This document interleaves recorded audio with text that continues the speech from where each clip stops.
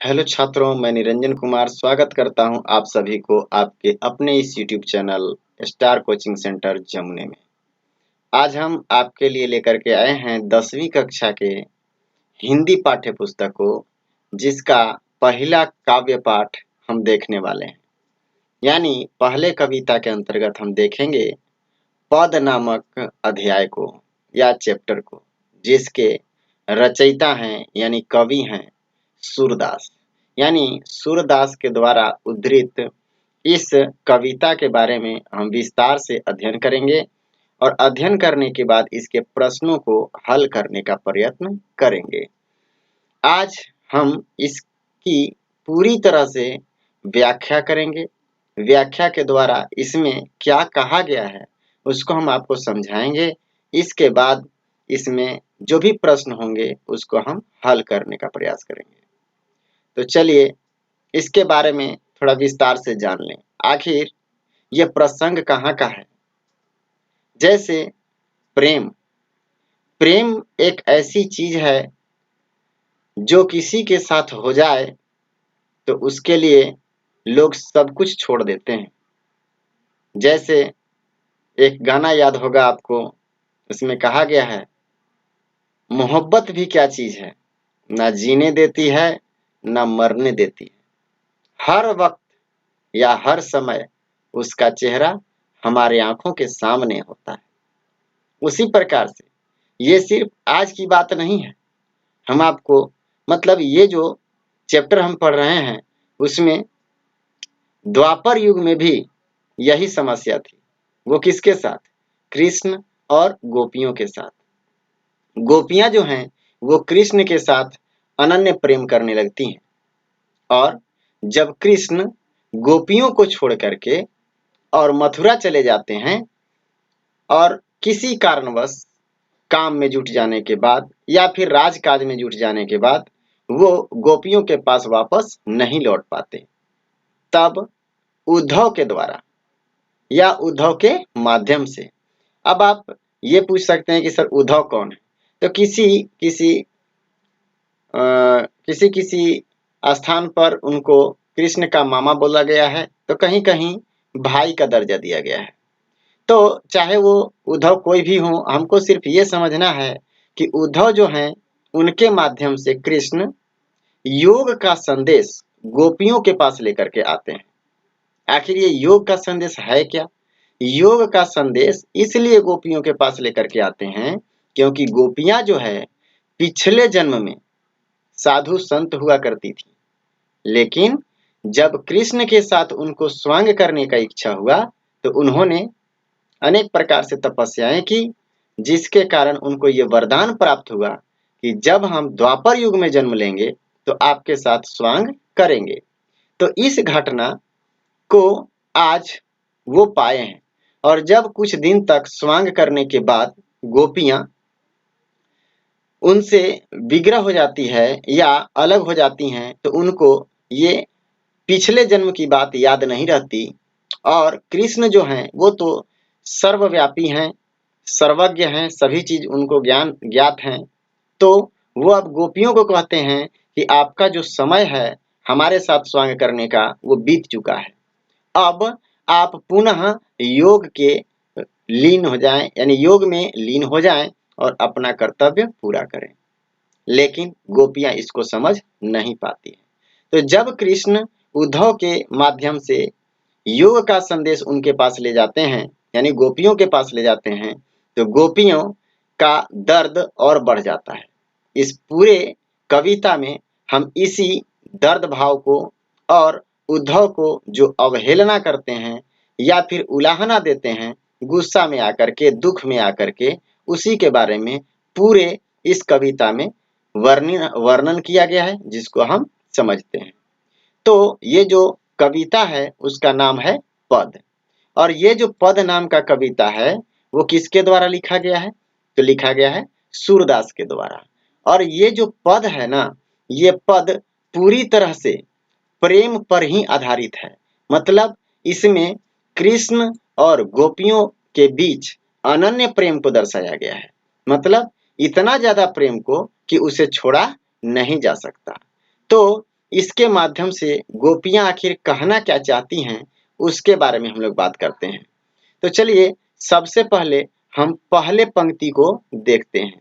तो पहला पंक्ति में हमसे बोला गया है, उद्धव तुम हो अति बड़भागी। अर्थात जब उद्धव उनके योग संदेश को लेकर, किनके योग संदेश को लेकर? कृष्ण के योग संदेश को लेकर, कृष्ण के योग संदेश को लेकर गोपियों के पास पहुंचते हैं, तो गोपियां कहती हैं कि हे उद्धव, तुम बहुत ही भाग्यशाली हो, भाग्यवान हो। किस रूप में भाग्यवान हो? आखिर भगवान हो क्यों? तो अगले पंक्ति में आपका बताया गया है कि अपरस रहत स्नेह तगातय नाहिन मन अनुरागी। मतलब तुम जो हो वो कृष्ण के इर्द गिर्द, कृष्ण के चारों तरफ किसके जैसे? धागे के समान। तगा, तगा मतलब धागा, धागे के समान पूरी तरह से लिपटे हुए हो, इर्द गिर्द घूमते रहते हो। लेकिन नाहिन मन अनुरागी, लेकिन तुम्हारा मन प्रेम से लिप्त नहीं हो पाया, यानी कृष्ण के प्रेम को समझ नहीं पाया। आगे कहते हैं उलाहना देते हुए, किसको?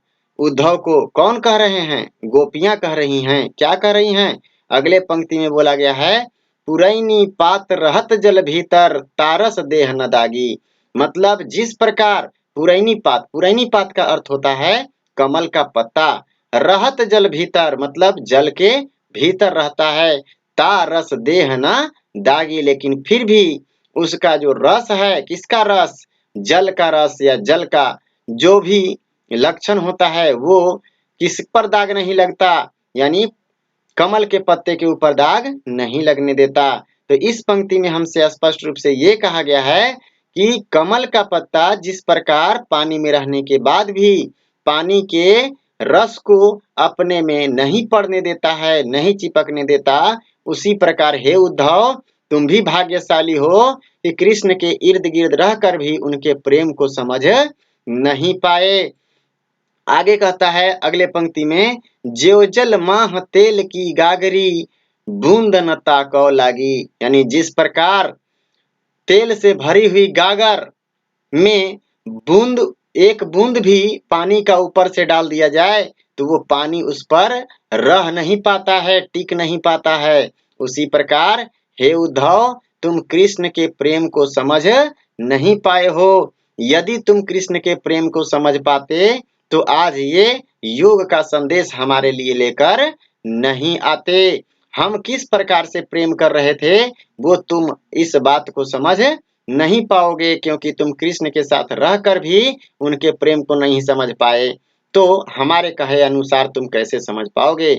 अगला लाइन में या अगला पंक्ति में हमसे बोला गया है, प्रीति नदी में पांव ना बोरियो। हे उद्धव, तुमने अभी तक प्रेम की नदी में पांव बोरे ही नहीं हो, यानी पांव को, पैर को डुबोए ही नहीं हो।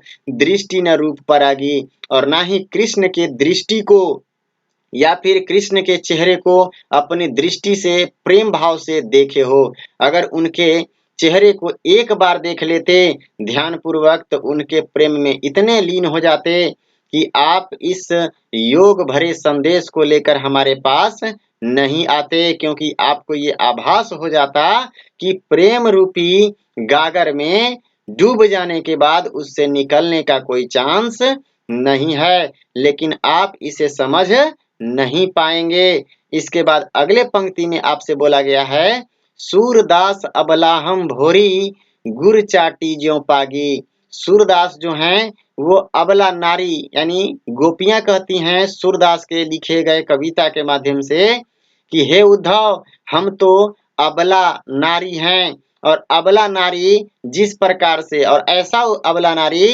कि जिस प्रकार से गुड़ में जब चींटी चिपक जाती है तो वो उसमें और ही लिपटती चली जाती है जितना वो उससे निकलने का प्रयास करती है। हे उद्धव, हम भी कृष्ण के प्रेम में उसी गुड़ में चिपके हुए चिट्टी के समान, उसी गुड़ में चिपके हुए चिट्टी के समान हैं कि हम कितना भी प्रयास करें उनके प्रेम से बाहर आने का, तो उस प्रेम से बाहर आ नहीं पाएंगे, बल्कि हमारा दुख और बढ़ता चला जाएगा, प्रेम और बढ़ता चला जाएगा। इसके बाद हम अब आपको बताएंगे अगले पाठ को, जो इसका अगला भाग होगा यानी दूसरा गद्यांश। तो दूसरा गद्यांश बताने के लिए अब हम आगे बढ़ते हैं। तो चलिए देखते हैं इसका अगला भाग। अगला भाग में हमसे क्या कहा गया है? अगला भाग 2 में हमसे बोला गया है कि मन की मन ही मांझ रही हे उद्धव, हम इतने कष्ट में हैं कि हम अपने मन ही मन में इस दुख को समेटे हुए हैं, किसी से हम कह नहीं पा रहे हैं। अगले पंक्ति में क्या कहा गया है उसे देखिए। कहता है, कहिए जाए कौन पे उद्धव, नाही परत कहीं। हे उद्धव, हम इस प्रेम रूपी बात को किससे कहें? हम किसी से कह नहीं पा रहे हैं, क्योंकि हमें ये ज्ञात है कि अगर इस प्रेम की बात को हम दूसरों के सामने कहेंगे तो वो इस बात को समझेंगे नहीं, बल्कि हमारे प्रेम को वो क्या करेंगे? हंसी उड़ाएंगे और ये बोलेंगे कि देखो कृष्ण के साथ दोस्ती की थी, प्रेम की थी और वो छोड़कर चला गया। ये उपहास का कारण बन जाएगा, इसीलिए हम किसी को कह भी नहीं पा रहे हैं। इसके बाद जो अगला पंक्ति है उसमें हमसे बोला गया है, अवधि आधार आस आवन की, तन मन बिथा सही। मतलब अभी तक हम अपने तन मन के कष्टों को सहकर कृष्ण के आने की आस देख रहे थे, लेकिन इस योग का संदेश देखने के बाद हमें तो कुछ समझ में ही नहीं आ रहा है कि हमें क्या करना चाहिए। इसके बाद अगला पंक्ति में हमसे बोला गया है कि अब इन जोग संदेशनी सुनी सुनी, बिरहिनी बिरह दही। इसका मतलब कि अब इस योग का संदेश सुन सुन करके हमें ऐसा लगता है कि हमारा जो दिल का दर्द है वो और तेज होता जा रहा है और कष्टमय बात हमें समझ में आ रही है। हमारे दुख को आपने इस योग को संदेश को ला करके और बढ़ा दिया है। अब हम लोग देखते हैं अगले पंक्ति में, जिसमें हमसे बोला गया है, चाहती हुतो गुहारी जितही तय, उतही तय धार बही। यानी जितना हम इसे छोड़ने का प्रयास करते हैं, जितना ही हम उससे दूर जाने का प्रयास करते हैं, उतना ही हमारी धार बही, मतलब हमें पीड़ा हो रहा है, हमारे आंख से आंसू बरस रहे हैं, वो सूखने का नाम नहीं ले रहे हैं। अगला पंक्ति में हमसे बोला गया है, सूरदास अब धीर धर ही क्यों, मर ज्यादा न लही। मतलब सूरदास कहते हैं, या सूरदास के इस कविता के माध्यम से कवि नहीं, गोपियां कहती हैं कि हे सूरदास या हे उद्धव, अब धीर धर ही क्यों, अब हम क्यों धीर धरें, अब हम क्यों धीरज धरें, मर ज्यादा न लही। जब कृष्ण के मन में मर्यादा नाम की कोई चीज ही नहीं है। लोगों का या फिर राजा का मर्यादा होता है कि वो अपनी प्रजा की रक्षा करे, प्रजा को दुख में न छोड़ दे, लेकिन कृष्ण तो हमें दुख में छोड़ करके और सुख में घूम रहे हैं, यानी वहां स्वतंत्र रूप से घूम रहे हैं। कहाँ? मथुरा, जहां वो चले गए हैं। अब हमें तीसरे पंक्ति में क्या दिया गया है उसको देखते हैं। तीसरे पंक्ति में हमसे बताया गया है या कहा गया है कि गोपियां ये कहती हैं, क्या कहती हैं, हमरे हरि हारील की लकड़ी। हमारे जो कृष्ण हैं वो हारील की लकड़ी के समान हैं। अब ये हारील क्या है? हारील एक पक्षी है जो अपने पैर में हमेशा कोई न कोई लकड़ी या तिनका पकड़े हुए रहती है अपने मरण तक, यानी जब तक वो मर न जाए तब तक उसके पैर में हमेशा एक न एक लकड़ी हमेशा रहता ही है, पकड़े हुए रहती है आधार के रूप में। उसी प्रकार हे उद्धव, कृष्ण जो हैं वह हमारे लिए एक इसी हारील पक्षी के पैर में चिपके हुए लकड़ी के समान हैं, जिसे हम छोड़ नहीं सकते। जैसा हारील पक्षी अपने पैर की उस लकड़ी को मरते दम तक नहीं छोड़ता। मन क्रम वचन नंद नंदन उर, यह दृढ़ करी पकड़ी। मतलब मन क्रम वचन सब हम उस नंद गोपाल को दे चुके हैं, कृष्ण को दे चुके हैं, यह दृढ़ करी पकड़ी, और पूरी मजबूती से पकड़े हुए हैं, जिसे छोड़ना संभव नहीं है। अगले पंक्ति में बोला गया है कि जागत सोवत स्वप्न दिवस निसी कान्ह कान्ह जकरी, मतलब जागते सोते शाम सुबह और सपने में, जागते सोते स्वप्न दिवस निसी, मतलब जागते सोते दिन और रात सिर्फ और सिर्फ सपने देखते रहते हैं, और सपने में कान्ह कान्ह जकरी, मतलब कान्हा कान्हा का जप लगाए हुए रहते हैं, रट लगाए हुए रहते हैं। उनके सिवा तो हमारे मन में किसी और का भाव आता ही नहीं है। आगे कहता है अगले पंक्ति में, सुनत योग लागत है ऐसो ज्यों करवी ककरी, मतलब ये जो आप योग का संदेश लेकर हमारे सामने आए हैं वो कड़वी ककड़ी के समान लग रहा है। जिस प्रकार कड़वी ककड़ी गले से नीचे नहीं उतरता, उसी प्रकार ये योग का जो संदेश आप हमारे लिए लेकर के आए हैं उसे हम कभी स्वीकार नहीं कर सकते। वो हमारे मन मंदिर में समा ही नहीं पाएगा और हम कृष्ण को छोड़ नहीं पाएंगे। अगले पंक्ति में कहता है, सूतो व्याधि हमको लई आए देखी सुनी ना करी। हे उद्धव, तुमने ऐसा व्याधि लेकर हमारे पास आए हो, ऐसे पाथी लेकर आए हो जिसके बारे में ना तो हमने कभी सुना था और ना ही कभी देखा था कि कोई हमारे लिए ऐसा योग का संदेश भी लेकर के आएगा। हम तो ये सोचते थे कि कृष्ण आएंगे, भले ही देर से आए लेकिन किसी न किसी समय आएंगे। उसी आस में हम अभी तक जीवित थे और दुख को सह रहे थे। अगले पंक्ति में कहा गया है, यह तो सुर तिन्ही ले सौंपो जिनके मन चक्री, यानी गोपियां कहती हैं कि हे उद्धव, तुम इस योग का संदेश उसी को ले जा करके सौंप दो, उसी के दे दो जिसका मन चक्री के समान बदलता रहता है। जब कृष्ण यहाँ थे तो हम लोगों के साथ रहते थे और जब यहाँ से चले गए तो दूसरे के साथ रह रहे होंगे। उन्हें हमारी कोई फिक्र ही नहीं है, तो उनका मन तो चक्री के समान बदल रहा है, चक्री के समान घूम रहा है। इसलिए हम यही बात कहेंगे कि ये जो योग का संदेश हमारे पास लेकर के आए हो वो उन्हीं को ले जा करके दे दो, यानी कृष्ण को ही दे दो। हमारा मन तो कृष्ण के अलावा किसी और को चाहता ही नहीं है, तो हमारा मन तो किसी एक व्यक्ति पर टिका हुआ है, अर्थात ये जो योग का संदेश है वो कृष्ण को ले जा करके दे दो।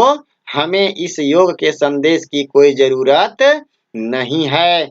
अगले पंक्ति में जो अगला पार्ट है हमारा, उसमें अगले भाग में उसका पहला जो पंक्ति है उसमें बोला गया है, देखिएगा, हरि है राजनीति पढ़ी आए। अब गोपियां क्या कहती हैं कि हरि जो हैं यानी कृष्ण जो हैं वो क्या पढ़ लिए हैं, राजनीति पढ़ लिए हैं। वहां जब से मथुरा में गए हैं कोई उनको समझाने पढ़ाने वाला मिल गया है जो उनको इतना ज्यादा समझा दिया है कि वो हमारे प्रेम को भी नहीं समझ पा रहे हैं, राजनीति पढ़ लिए हैं। यहाँ आने के बजाय वो योग का संदेश भेज रहे हैं। दूसरे पंक्ति में गोपियां क्या कहती हैं कि समुझी बात कहत मधुकर के समाचार सब पाए, यानी ये मधुर बात कह कह करके और आप ये जो समाचार सुना रहे हैं वो बहुत ही कड़वा है हमारे लिए, हम इसको स्वीकार नहीं कर सकते।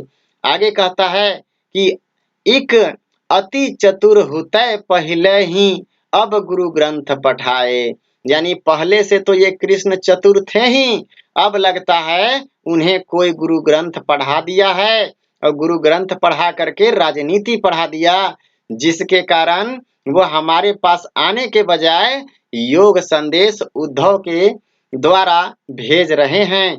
ये वो राजनीति पढ़ के ऐसा कर रहे हैं।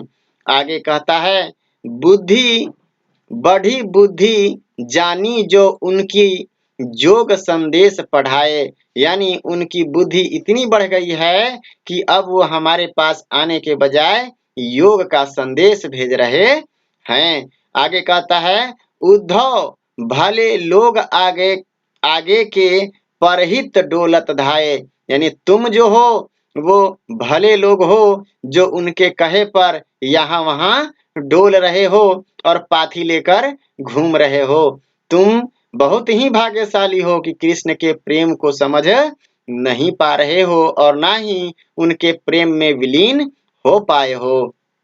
अगले पंक्ति में बोला गया है कि अब अपने मन फेर पाई हैं, चलत जू हित चुराई, यानी अब हम जो हैं, अब जब ये आप पाथी लेकर के आ गए तो हमें अब धीरे धीरे समझ में आ रहा है कि कृष्ण अब हमारे पास आने वाले नहीं हैं। वो राजनीति पढ़ लिए हैं, अब वो हमारे पास नहीं आएंगे। और जब नहीं आएंगे तो जो मन वो हमारा चुरा करके ले गए थे अपने साथ, अब हम चाहेंगे कि हमारा मन हमारे पास आ जाए, यानी हम अपने मन को अब उनके कृष्ण के प्रेम से अलग करने का प्रयास करेंगे और उनके चुराए गए मन को वापस ले लाएंगे।